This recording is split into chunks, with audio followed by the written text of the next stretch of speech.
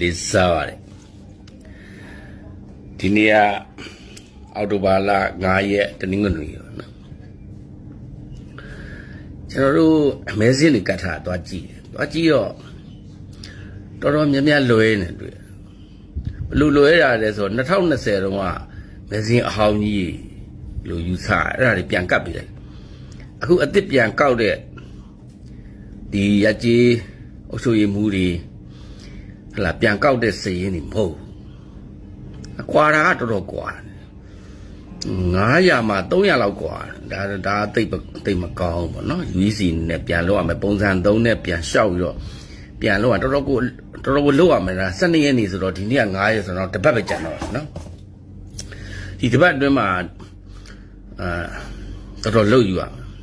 ဥမာဟုတ်လားမင်္ဂလာဒီပလို့ရက်ွက်မျိုးမှာဆိုရက်ွက်အုပ်ချုပ်ရေးမှုတော့မပါဘူးဗျာရက်ွက်အုပ်ချုပ်ရေးမှုရဲ့မိသားစုကမဲစင်းမပါဘူးကျန်တဲ့လူတွေပြောမနေနဲ့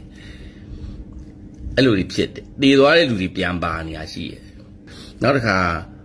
လွတ်တော်ကိုယ်စားလှယ်တယောက်ပဲပါတယ်သူ့မိသားစုကြတော့မပါ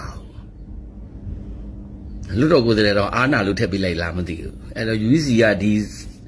မဲစင်းတွေကတော်တော်ကိုမှားနေတော်တော်ကိုပြန်ပြင်ရမယ်